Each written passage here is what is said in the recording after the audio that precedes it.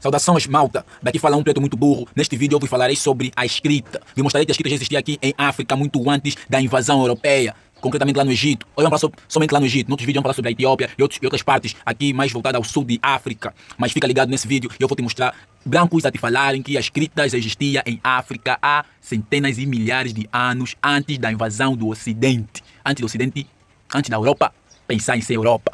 Vamos lá, fica ligado. Já que você quando ouvir brancos a falarem, vou vos mostrar os próprios documentários dos brancos, ok? Vamos lá, fica ligado. Daqui fala um preto muito burro. Imagine que esta figura de um pato possa ser interpretada simplesmente como um pato. Nesse caso, o hieróglifo é um ideograma. Mas, quando o pato é colocado ao lado do sol, significa filho ou descendente masculino. As duas letras se referem ao filho do deus Sol, Ra, uma interpretação totalmente diferente. Neste caso, esse hieróglifo é um símbolo determinativo. Outras vezes, porém, esses hieróglifos representam um som Sa, sem significado em especial. Neste caso, é um fonograma. Descobriu-se que os hieróglifos incluíam 3 tipos de símbolos: ideogramas, fonogramas e símbolos determinativos. Entre eles, os fonogramas eram os mais relacionados aos símbolos alfabéticos. Alguns sinais, então, têm valor de 2 consoantes seguidas. Alguns têm até o valor de 3 consoantes seguidas e outros têm o valor de uma só. Poderia ser um tipo de alfabeto, apesar de os próprios egípcios nunca terem isolado os sinais que tinham só uma consoante. Sempre usavam os 3 juntos, sinais-palavras e sinais para valores fonéticos para 1, 2 ou 3 consoantes. Todo o sistema hieroglífico continha cerca de 700 caracteres. Entre eles, 66 eram fonogramas. Dos 66, 24 correspondiam a um único som por letra, característica de um sistema alfabético. Com as letras foi feita uma tabela para corresponder aos sons do alfabeto. Agora, usando as letras, pode-se escrever o nome da famosa rainha egípcia, Cleópatra.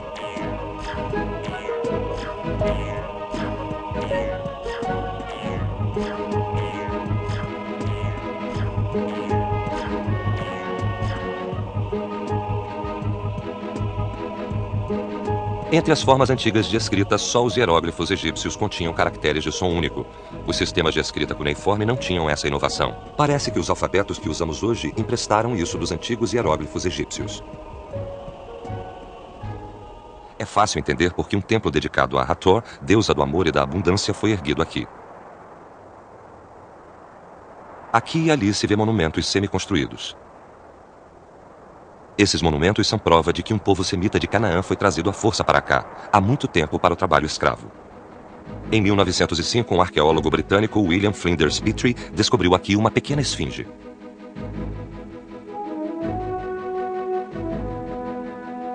A princípio, a esfinge pequena e grosseira parecia insignificante para ter valor. Porém, Petrie percebeu que a esfinge se tornaria um marco na história da escrita. No ombro direito da esfinge está escrito em hieróglifos egípcios: para a deusa Hathor, a senhora de turquesa. Quando a esfinge foi descoberta, os hieróglifos egípcios já eram conhecidos.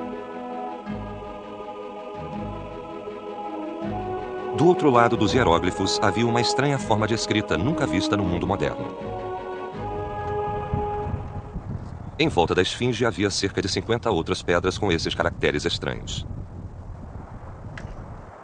A data da inscrição foi determinada em torno de 1500 a.C. O número de letras usadas não ultrapassava 30.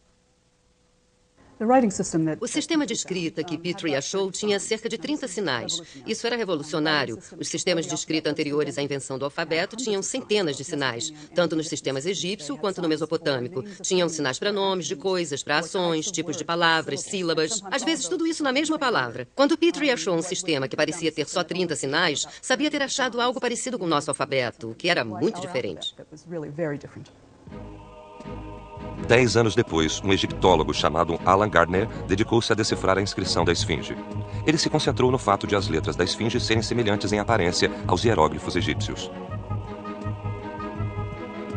Gardner, assim como Petrie, fez uma tabela de hieróglifos egípcios semelhantes aos caracteres desconhecidos.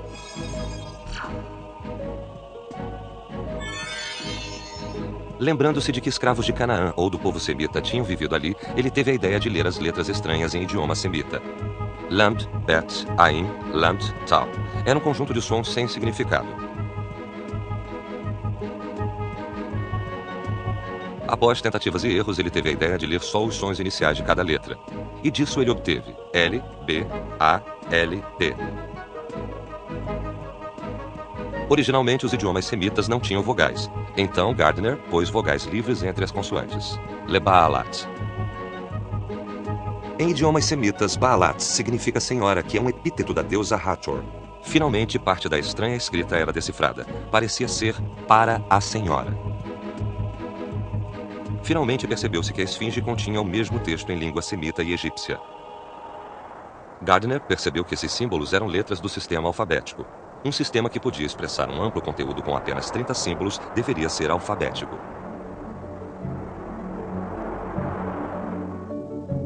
Petrie e Gardner pensaram ter descoberto o primeiro registro de um sistema alfabético.